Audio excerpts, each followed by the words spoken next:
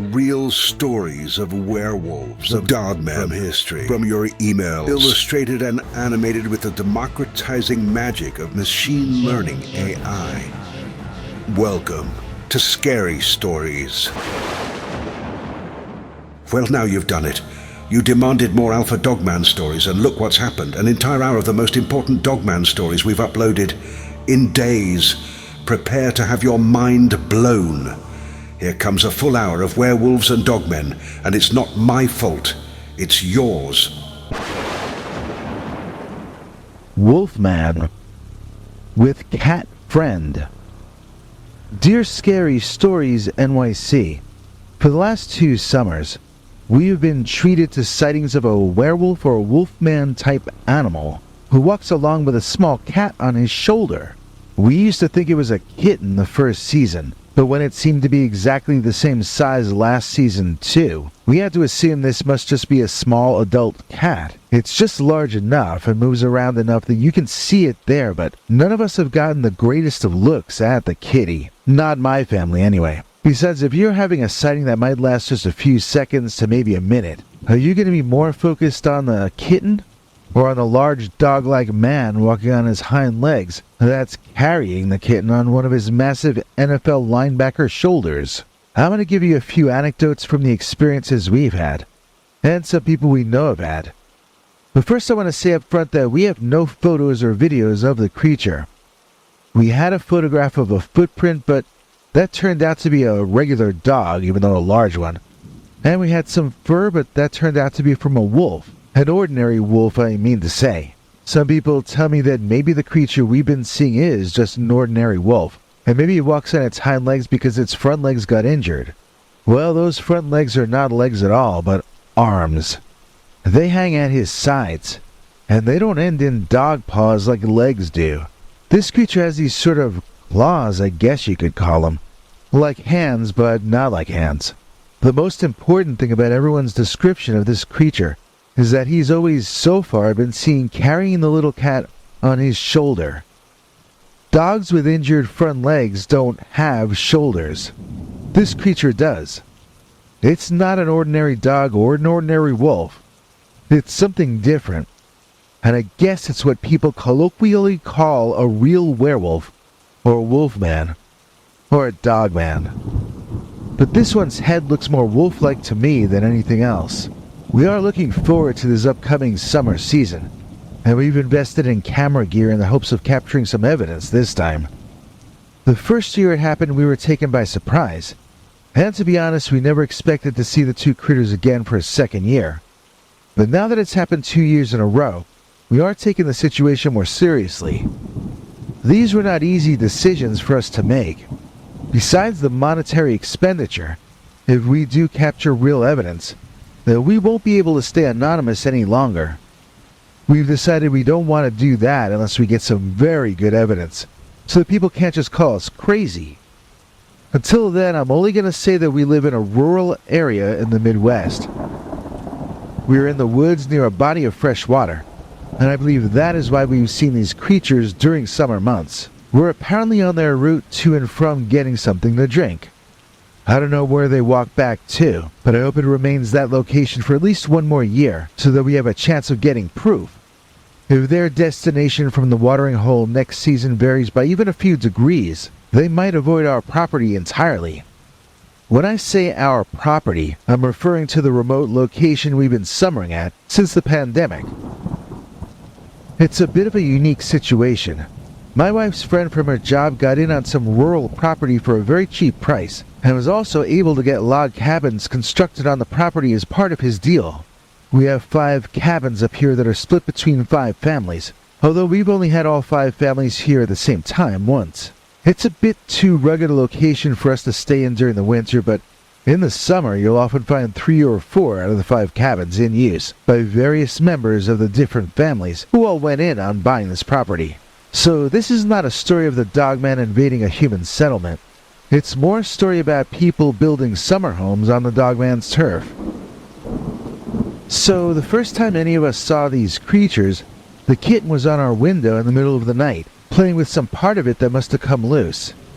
It was tapping at the window, until my wife got up to look at it. She said, "Oh, it's a little kitty." So then I got up to come around and look at the kitty on the other side of our window.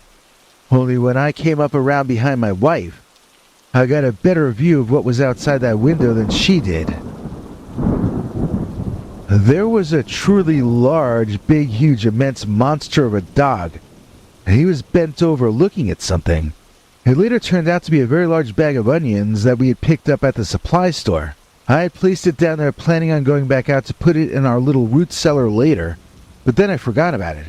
So now this bear-sized animal was looking into the bag, pulling out onions and trying to figure out why these things were collected there in that large bag. He didn't seem to like the smell of them at all, reacting with almost horror after taking a sniff. My wife didn't notice any of that though. She kept calling me over to the window, but I was kind of in a state of shock. There was some kind of werewolf monster just on the other side of that window that my wife was standing directly in front of. She was too focused on the little cat to notice the larger beast out there in the darkness behind it. When I saw my wife lean over to lift the window open and get at that kitty, I found my shocked state momentarily broken, and I quickly grabbed her from behind. My wife turned around, confused and annoyed, but when she saw the look on my face, she shut up and turned to see what I was staring at in such a horrified way. Well, of course, this time she noticed the dogman, and she almost knocked me over when she backed away from the window that quickly. The wolf-headed dogman appeared to be done with our onion bag, and he extended his arm, palm down, to the cat. First the cat sniffed the clawed hand of the monster, then it casually and playfully ran up the massive muscular arm and onto the dogman's furry shoulder. Then the two of them left, and my wife and I stared after them, watching them go. If we hadn't both seen it together, I think we might have assumed we dreamt it. As it was, we had no choice but to accept that this strange occurrence was part of reality. We started to hear stories after that from the others in the area that they had seen a tall, two-legged bear with a wolf-like head, and that it traveled around with some kind of a tiny cat-like creature. Do you know what is a cat-like creature? A cat is a cat-like creature, and that is what was on this beast's shoulder. One couple told us that they were barbecuing in their backyard when the dogman walked up with the cat perched on its shoulder like a parrot on the shoulder of a pirate. They had first told the story to sound like the vicious dog bear chased them inside, growling. But when I asked up for more specific details, it seems that the dogman didn't really behave in a threatening way at all. They were cooking food and had walked over. That's all I know for certain. I asked if the creature threatened them in some specific way, but they just told me they ran inside as it approached. There was a crash outside, and later on, they found that their charcoal grill had been knocked over, and it seemed that the dogman had figured out how to extract the meat from the burning coals successfully before leaving. Now I took that story to be about a couple of curious animals drawn to the smell of food cooking. Not an attack on their home by monsters, but everything is in the eye of the beholder, and my wife beheld crime and violence in our summer vacation spot.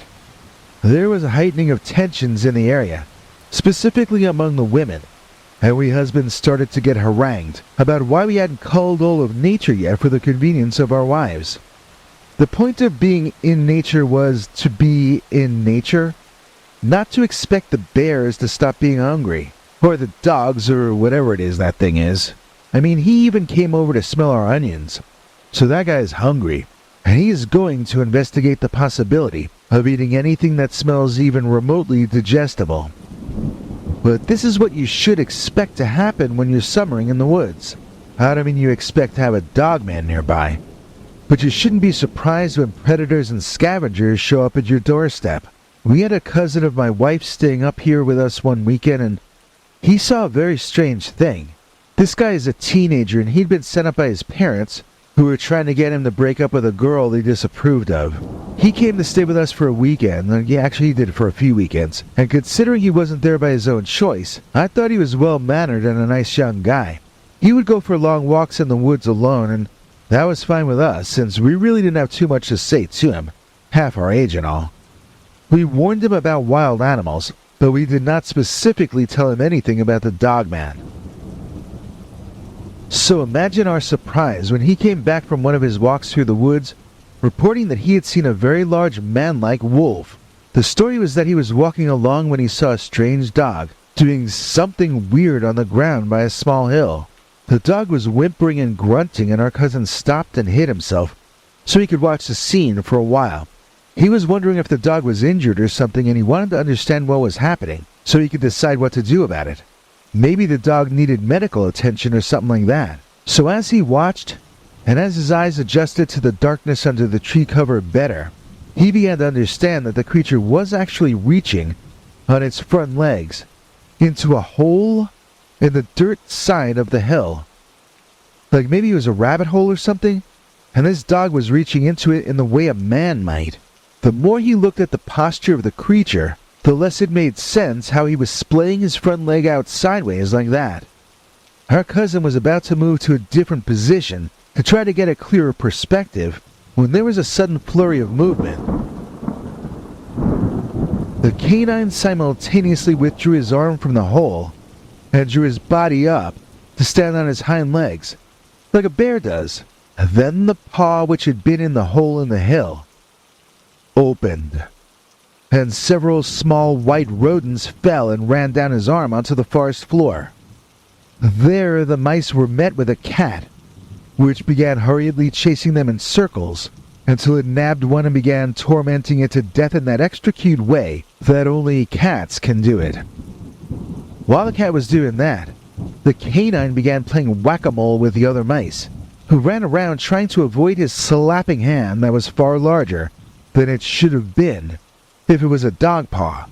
The longer our cousin looked at this scene, the less it made sense to him, and yet this is what he swore to us that he saw. My wife and I didn't really need any convincing. We told him we had seen the werewolf with its pet cat ourselves. Well, that was the last time that cousin was sent to us by his parents. When they heard that we believed his story about a wolfman and his pet cat, they assumed we were on drugs and a bad influence for their kid. We would have argued the point, but it's not like we relished having to take care of someone else's teenager randomly. Fine, call us crazy. There's a neighbor up here that brings her cat with her from the city up to the cabin. She told me that the dogman's cat came into her yard alone one time, and she fed it some of her cat's food.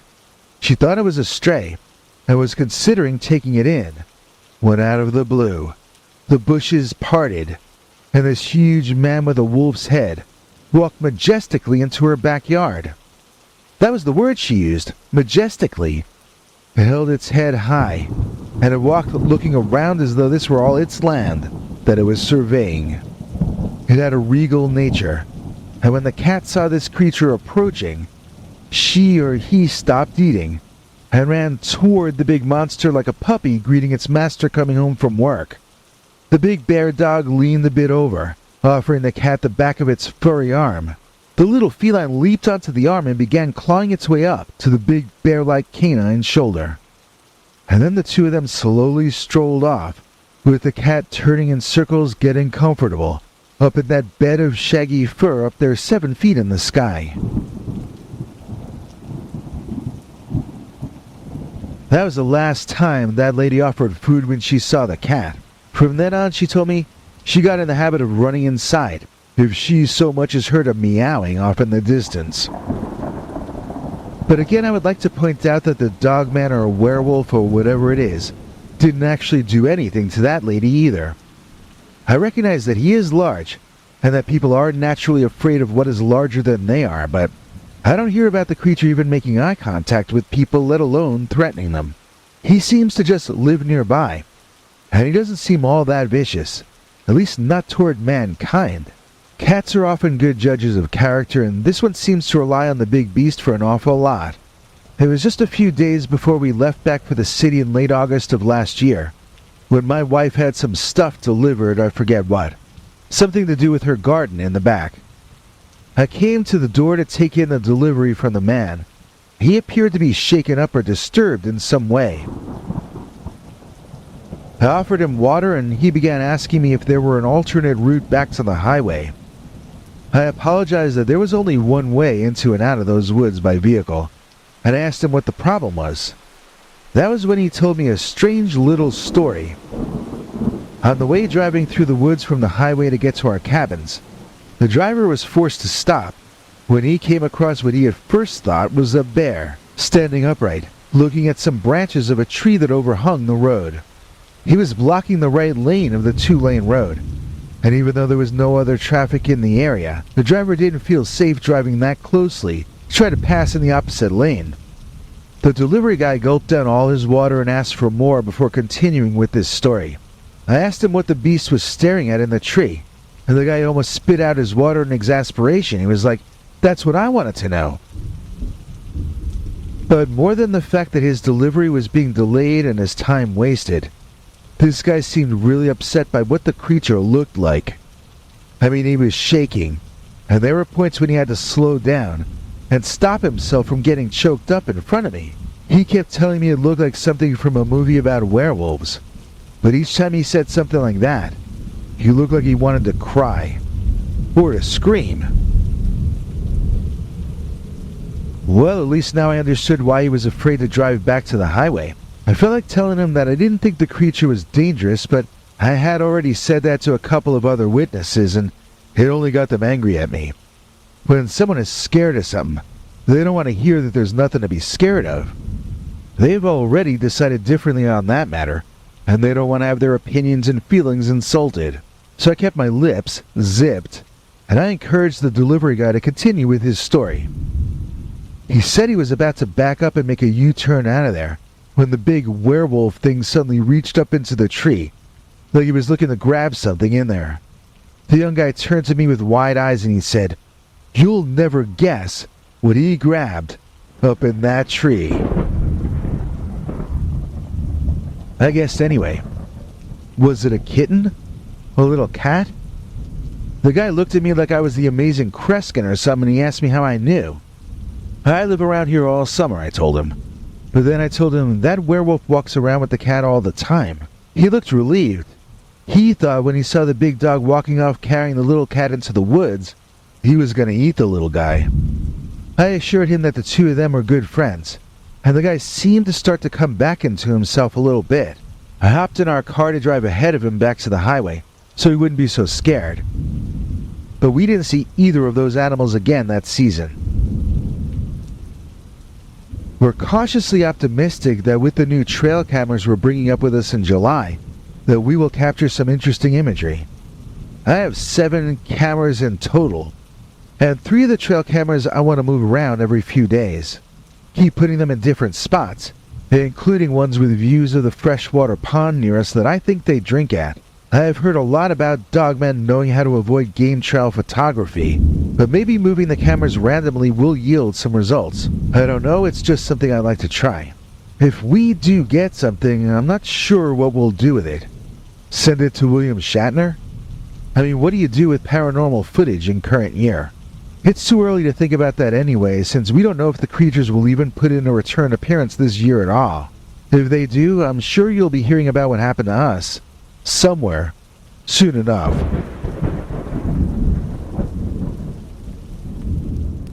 You can search the whole world over, but you'll never find another Stel Cordova. Please join us in thanking the kind and wonderful Stel Cordova for being a member of our PayPal subscribers club, which she joined at peterbernard.com. It has the same perks as our channel membership club here on YouTube, and the main one is our secret uncensored Dogman and Werewolf stories that only members get to hear. The Werewolf and the News Ladies. Dear Scary Stories NYC, I've got a story for you from so long ago that I'm sure most of your viewers weren't even born yet.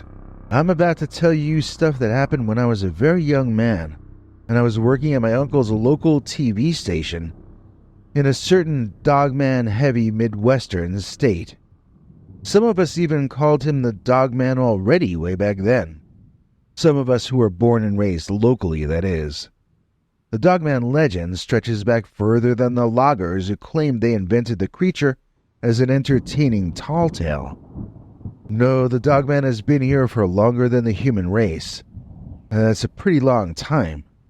Now, my grandchildren are even more obnoxious than their parents were, and they seem to think that they invented a lot of things, Like feminism. No, we already had feminism back in 72. Only we called it women's lib or women's liberation. I was all for women's liberation. A few years prior to that, you had to marry a woman to get her in bed. Thanks to women's liberation, I didn't even have to remember a woman's name and I could still wind up in bed with her. It was truly a magical time. You think these kids today are gross? You should have seen my generation, at least before AIDS hit. We were like the Romans, believe me. So my story is going to tie together the Midwestern Dogman and the sexual revolution, at least if you bear with this old man while I collect my thoughts. In those days, I was a young producer at the TV station, which sounds impressive, but just means that I ran around doing a lot of different kinds of work. One of my ideas that I got on the air, at least for a little while, was a news show starring 2 female reporters. That was a new thing at the time to have women on like Barbara Walters or whatever. Only I was a guy not yet 25, so I hired younger and prettier reporters than Barbara Walters. In those days, though, you weren't taken seriously as a newswoman unless you were kind of ugly or if you had a speech impediment or something weird like that. So my idea of 2 pretty women doing investigative reporting never really got off the ground back then. We did on-the-street interviews for a pilot episode of an evening news-fotainment show, although I don't think we used that term back then yet. We got a chance to do 3 or 4 pilot episodes and they all aired, but none of them got good ratings, supposedly. Everywhere I went with either or both of those 2 women for the next couple years, though, people recognized them from the TV. They remembered their names and everything, so I don't understand how that didn't translate into ratings. At any rate, I was dating one of them at the time when this story happened, and I'm currently still married to the other one. Let's call them Cagney and Lacey, since their initials were actually C and L. I had to explain these 2 ladies to you because it was actually the 2 of them who physically touched the Dogman. We were out in a tan VW van that was owned by the TV station, but it wasn't marked in any way so that you would know it was owned by them. It was Cagney and Lacey in the back with our cameraman riding shotgun up front and me driving. We had been shooting on-the-street interviews about some then-current subject like Watergate or women's lib or something, and now the 4 of us wanted to go out and get a few drinks. People still used to go to the bar and get plastered together as a matter of course in those days. Those were good times. On the way out of town to a particular bar that the girls wanted to check out, we ran over a nail and it blew out one of the rear tires. The cameraman and I got out and man, we were in a bad place to be stuck. It was dark. It was cold, and we were still out in the lane people had to drive in. There wasn't any room to pull off the road over there. We were right smack up against some trees, and there was a large, fenced-off, overgrown, vacant area on the other side of the street. The wind was blowing so hard that it was whistling, and I was shaking all over, as much from the cold as from the creepy vibe I was getting from that location. The cameraman and I were working in the back setting up flares to prevent anyone from driving into us, and then we got into the job of swapping out the tire for our spare. So we were in the back on the street side of the van, and unbeknownst to us, the 2 young news ladies had gotten out and were standing by their trees on the opposite side of us men. They were in the front of the van and we were in the back. So the 2 of us were focused on changing the tire when we hear the women making sweet noises up front, like baby sounds or something. I got jealous that maybe my girl was flirting with some man, so I stood up and peered around the van. That was when I saw what this whole story is about. And that was when I saw the Dogman. So this was a 2-legged critter. Big.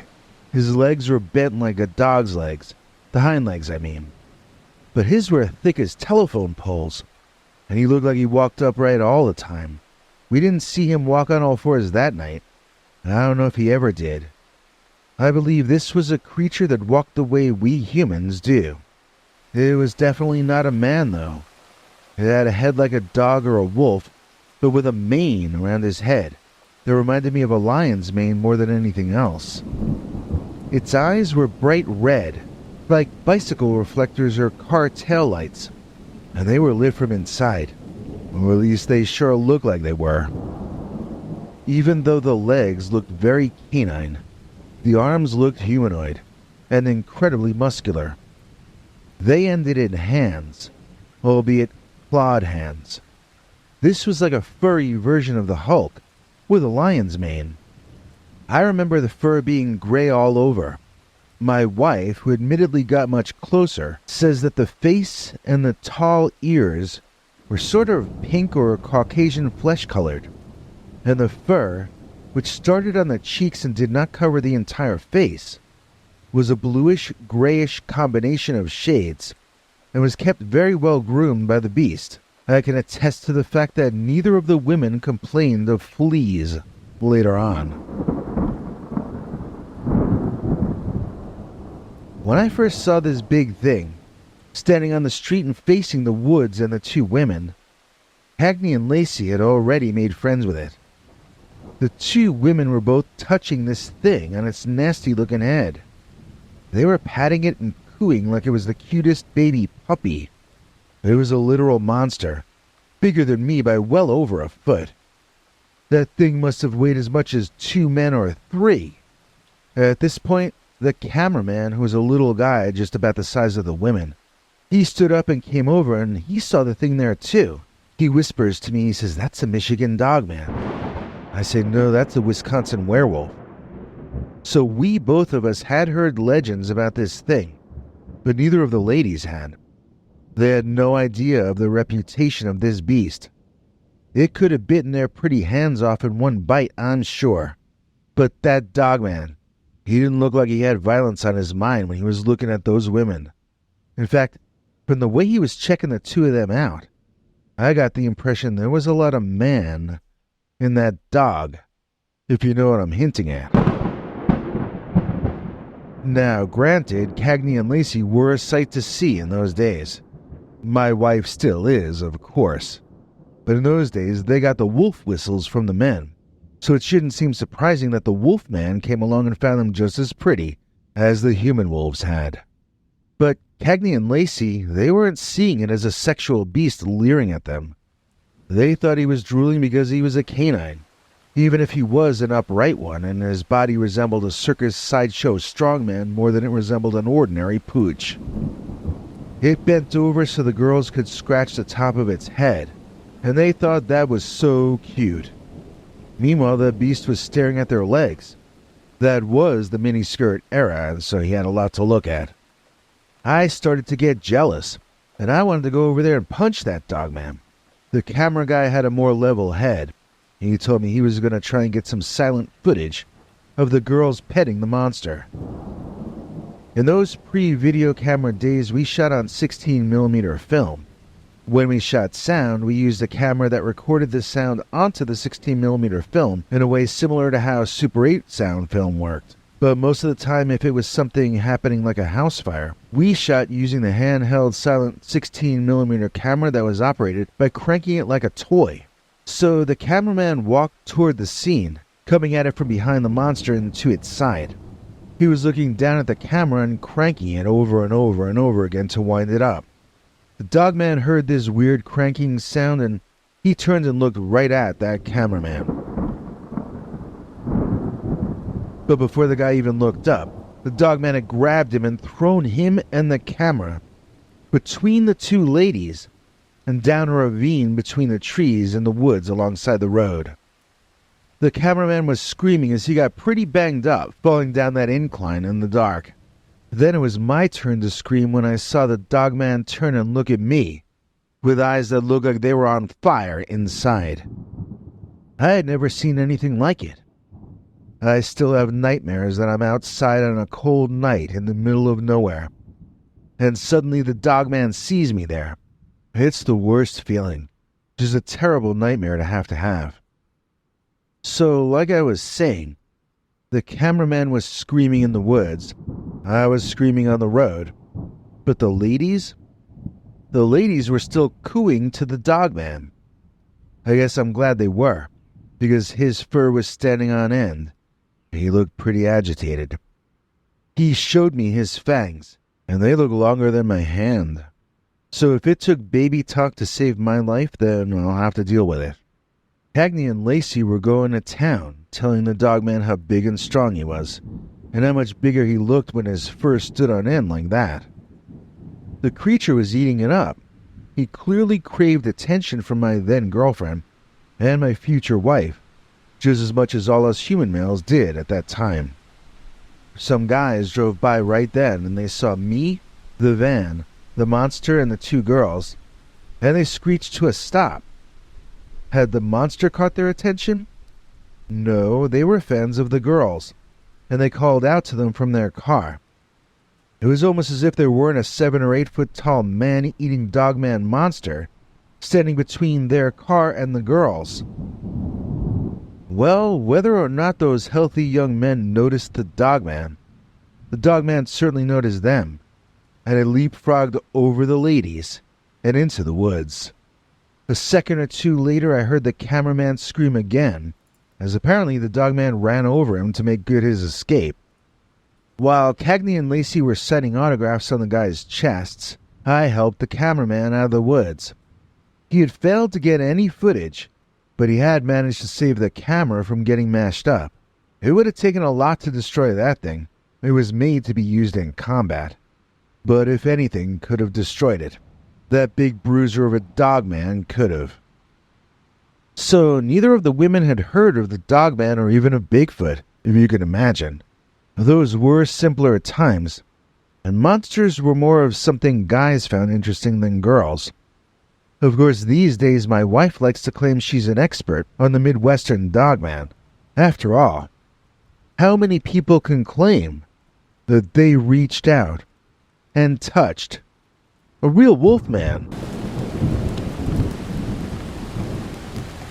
General Zod from the Phantom Zone has purchased a t-shirt from us, and so he becomes our executive producer for this episode. We'll tell you all about the General right after this word from the merch item he bought.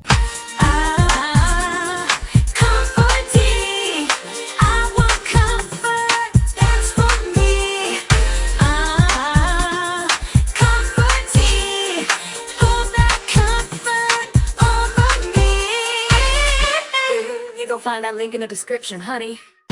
General Zod from the Phantom Zone. Pull one of our t-shirts to a third for its crimes against Krypton. In the comics, I guess, or maybe in that movie, but I digress. Thank you, General.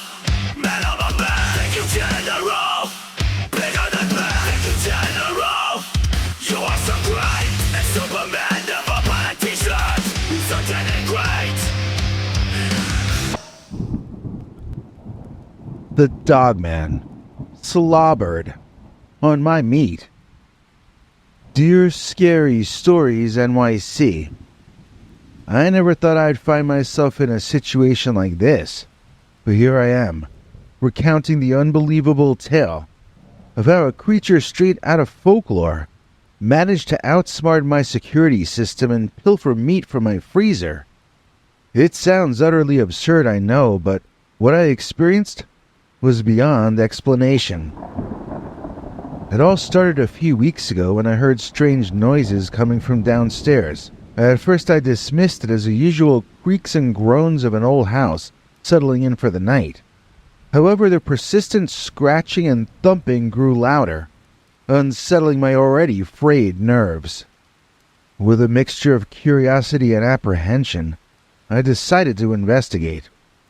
As I descended the stairs, an icy chill crept up through me, sending shivers down my arms. What I encountered next defied all logic and reason as far as I'm concerned. Standing in my kitchen was a creature unlike anything I'd ever seen before. It stood tall on 2 legs, covered in fur, with piercing yellow eyes that seemed to gleam with intelligence. In that moment, I felt like I had stepped into a nightmare, but what struck me the most was how it had somehow bypassed my security system. As someone who prides myself on the latest technology safeguarding my home, witnessing this creature outsmart it was nothing short of baffling.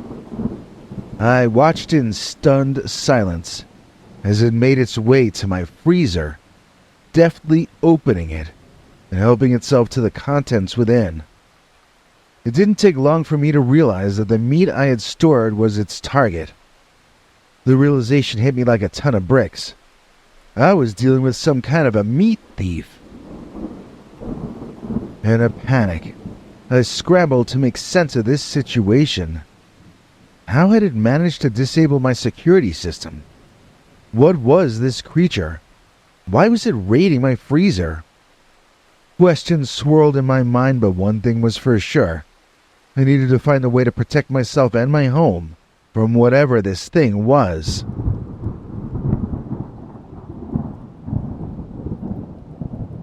Since that night, I can't sleep.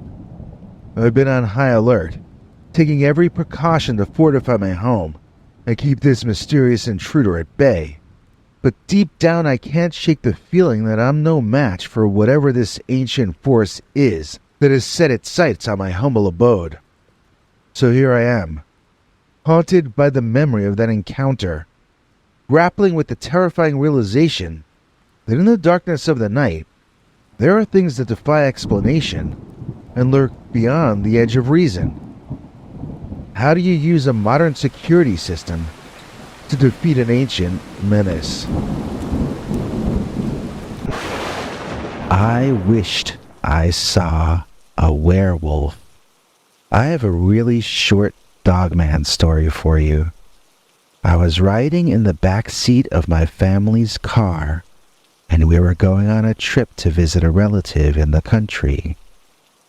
During this trip, I wished I could see a dogman. I stared out the window and wished, and no matter how hard I wished, I still didn't see one. So I gave up and sort of zoned out. I tried counting the light poles as we drove past, then I lost count and went into a sort of a light trance. When all of a sudden, bam, there was the dogman. He was coming up a hill toward the road as I saw him. Then I turned and looked out the back window as he continued walking right across the highway behind us. I saw him walk across the grass in the middle, then across the southbound road, which had no traffic at that point. From there, he walked off into the woods. It was a very canine-like dogman with dog-like legs, high standing ears like Anubis, and darkly colored fur. I pointed and shouted the entire time, but nobody looked, and they all told me to be quiet. So I was the only one that saw the werewolf, or dogman, crossing the road. I swear this is true, and it happened on Interstate 95, heading north of Stony Creek and south of Carson in Virginia. Dogman on a country lane. Ever since my parents let me watch their old VHS tape of the legend of Boggy Creek when I was 7 years old, I started having a recurring nightmare. It would start off happy and nice. I'd be walking along this road in the country with some friends. It was different each time as to who was around me, but it was the same location. I didn't recognize where I was, but it always felt familiar, like I had been there before. The dream would stretch on and on, with us walking and joking around on a sunny afternoon. We would pass a baseball field on the right and keep going.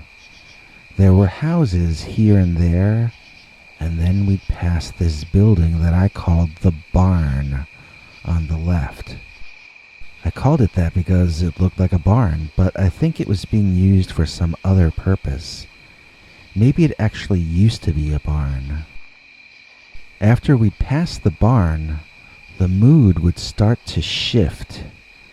it wouldn't feel fun anymore. It would feel this way that I had never felt in waking life. It was scary, but a kind of scary that I didn't have a name for. It was terrifying because we knew that we were being watched by someone or something that we couldn't see. It's not a comfortable feeling. Even the first time I had the dream, I could sense that something had changed. Something had somehow gone wrong.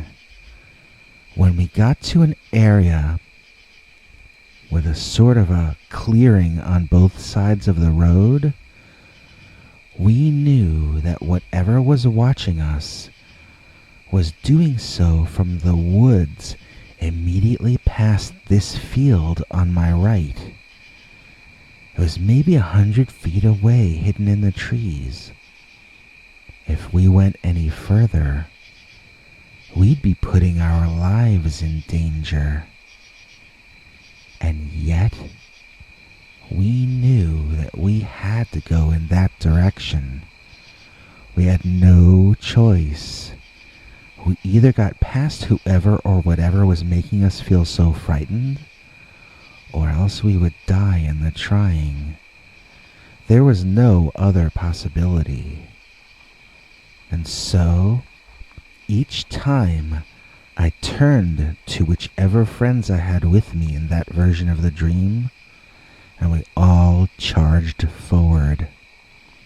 And each time, out of the forest would leap something I would have to call a monster.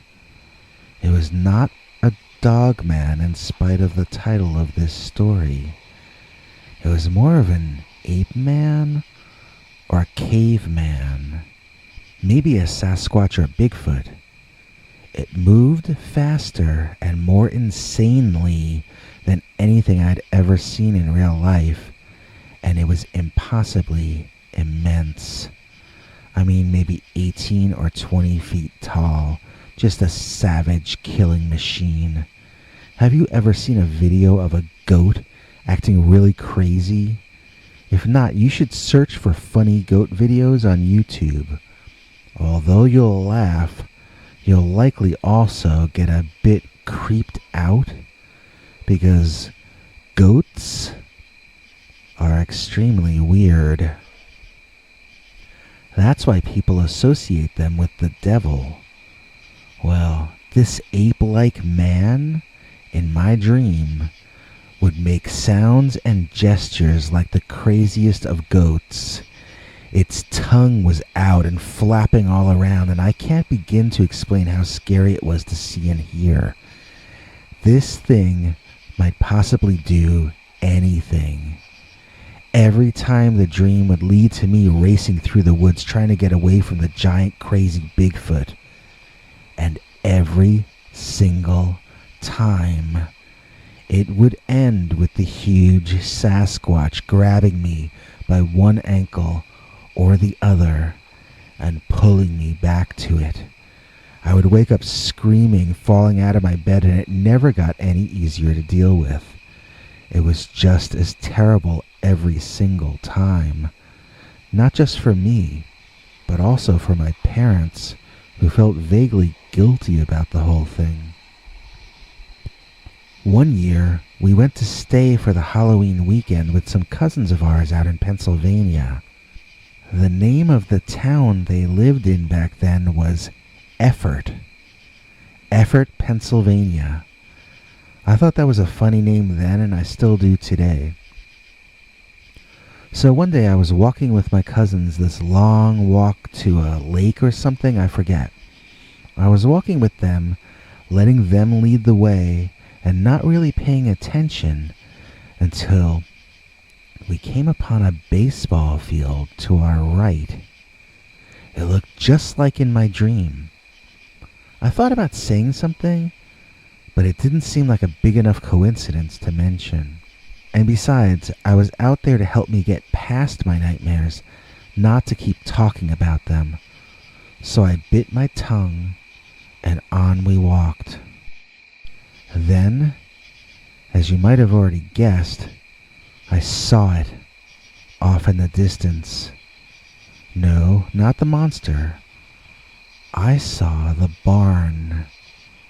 It was ahead of us on the left. I started feeling kind of sick and I didn't want to go on, but I couldn't think of a way to tell the others without them thinking I was out of my head. I asked them what the name of the street we were on was. It was Gilbert Road.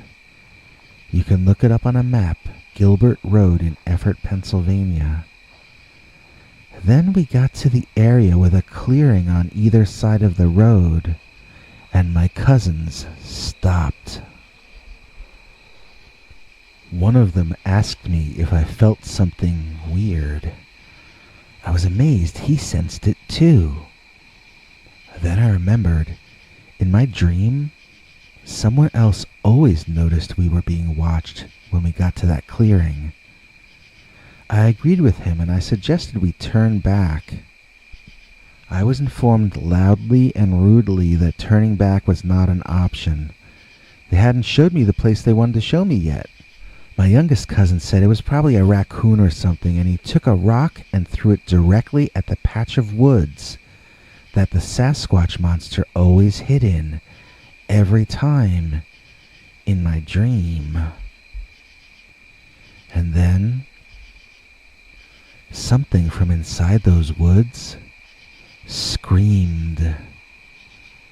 I begged my cousins to run away, but they ran forward, excited that whatever they hit was something larger than a raccoon. Now I was the one thinking that they were insane. Suddenly, something emerged from the woods and with only 1 or 2 steps was directly in the middle of the road. It turned and glared at us, and I saw, in its entirety, from head to foot, something that looked nothing like the monster from my dreams. Yes, it was hairy. Yes, it stood like a man. But no, that was nothing like a caveman or Bigfoot standing there. That was a dog-headed creature. We were looking at some kind of wild werewolf. This was the Dogman of Pennsylvania. My heart was beating so fast I thought it was going to explode out of my chest. I took in the creature, aware that it might be the last thing I ever saw. The hair was gray in the sunlight. It was the same color all over. Its ears stood up on its head and came to points. I don't remember anything about its eyes. It held its paws in front of it the way a dog does when begging. I don't remember if there was anything unusual about the front claws. It looked like a long-haired dog or wolf, but it stood on its hind legs as though that were its normal way to travel. I could hear it growling even at that distance. I was so sad. I really didn't want to die. But now my dream had come to life, sort of, and that dream always ended exactly the same way. Then, without any warning at all, the dogman sprinted off to our left, making it across the overgrown field and back into the forest so quickly, all I really saw after the first step was a blur. "He's as scared of us as we are of him," said my youngest cousin, and his older brother rapped him on the forehead in response. "That thing ain't afraid of nothing, you dimwit. We were just wasting his time, that's all." Then we walked on to wherever they were taking me, and everything was normal the rest of the day. And the rest of the night, too. I never had that dream ever again. And I also never agreed to go walking with those cousins ever again either. As far as I'm concerned, one time is more than enough times to encounter a dogman on a country road.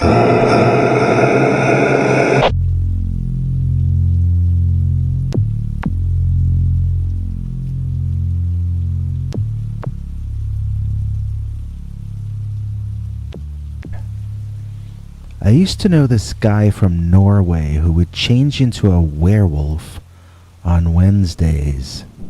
He didn't call himself a werewolf, he had some other name for it that wasn't in English. But he looked like a werewolf to me, so that's what I called him. He was the Wednesday werewolf. This was a pretty strange guy. I met him in school, but it wasn't until after we both graduated and I was over his place one day when it dawned on me I had never seen anyone else over his place. He told me he didn't have many friends because he was a werewolf, and that cracked me up. But he invited me to stay the next Wednesday night if I wanted to see for myself.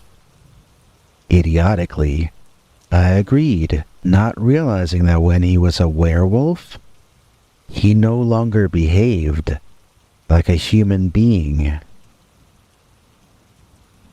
So it happened around dusk. He told me sometimes on overcast Wednesdays he would be a werewolf all day. Sometimes he would just be hairier on those days.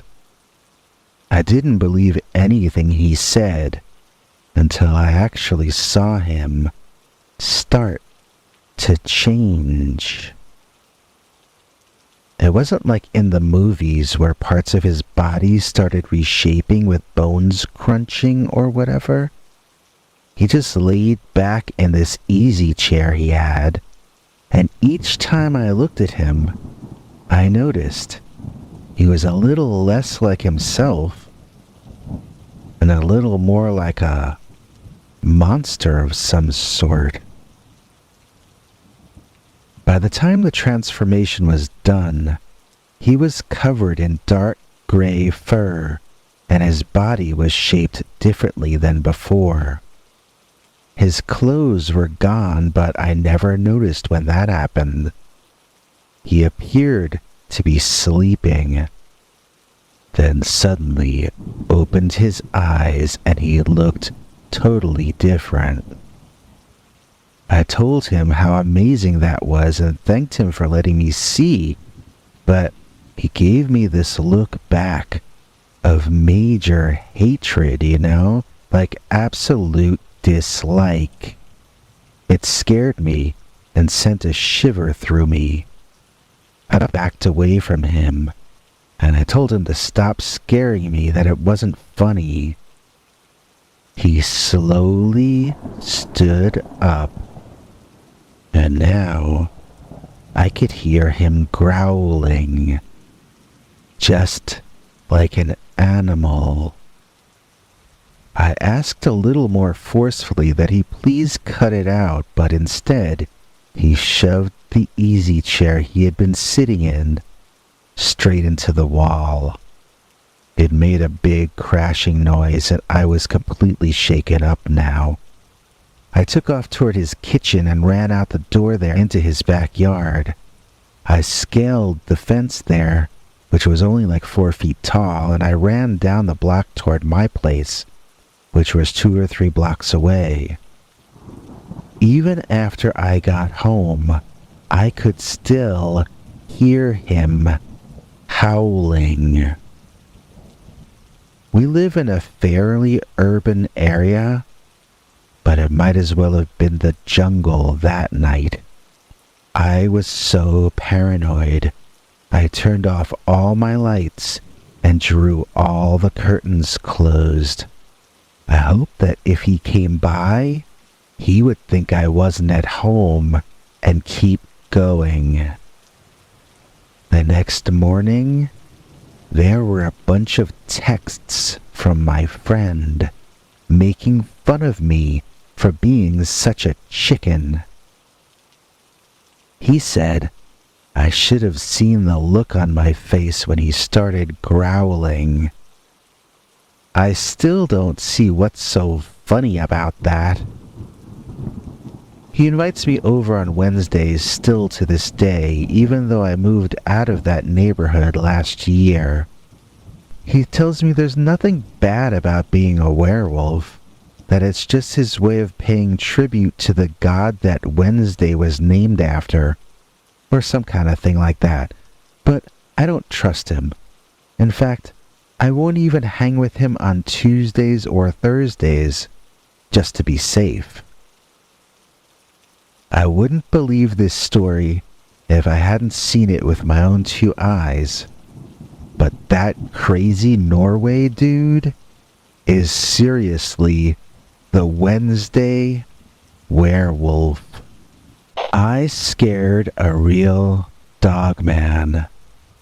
Dear Scary Stories, I have a story that I hope you use. It's about the time I saw Dogman and scared him off. It happened by the garbage cans I have on the side of my house. One night, I was taking out the garbage, and as I went around the corner, there was a very tall man with scraggly, nasty-looking, dark fur all over, and he was going through my garbage. When I saw him, I dropped what I was carrying and screamed like a little girl. I was never so surprised or scared in my life. Something about my reaction totally freaked out the dogman, who squealed a high-pitched screech in return. It was sort of like if you accidentally step on a dog's tail, that sort of sound. That dogman's eyes were so wide, I could see the whites around them. He turned and ran on his hind legs for the first few steps, then on all fours as it leaped over my fence and ran loudly up the gravel driveway of my neighbor's property until he was out of sight. My wife came running out, panicked, asking me what had just happened. I told her I saw a real-life dogman. She asked me what happened then, so I told her the truth. It took one look at me, screamed, and ran off into the woods. She couldn't stop laughing. I still don't know if she even believes me, but it's now a running joke how I need plastic surgery or a fashion makeover. She tells her friends that her husband is so scary looking, he even scares off werewolves. So, thanks, Dogman. If I can ever repay the favor, just let me know. If you want a coloring book full of monstrous delight, then give this a look. It'll give you a fright, right?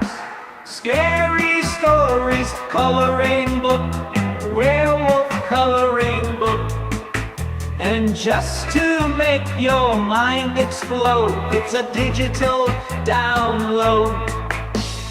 All it costs is $2.09, and then you will be feeling fine. Coloring monsters today, hey, it's a coloring book, hooray. Okay, link is in the description. Thanks, Biggie. And thanks to all of you for watching this far. If you liked it, please click like. If you'd like to see more of our work, please subscribe. And also click that bell icon if you'd like to be notified when we put out a new episode. To become an executive producer, you can donate to us through the thanks button under each of our videos, or through our paypal.me/PeterBernard209 page. To receive cool perks like secret uncensored Dogman episodes far too wild to ever run on this channel, you can become a YouTube channel member by clicking the join button, or join our PayPal subscribers club at peterbernard.com. Joining either at the $3 a month level or above gets you access to our over 25 hours of secret uncensored Dogman stories available nowhere else. Do you have a scary story about Dogman or some other kind of high strangeness that happened to you? Let us know by emailing us at scarystoriesnyc@gmail.com or by leaving us a voicemail message at 804-LASCARY. You may need to call back on that one. It cuts off after, I think, 3 minutes. And if you don't want to do any of that stuff, thank you for simply watching to the end. Good night, and have a scary tomorrow.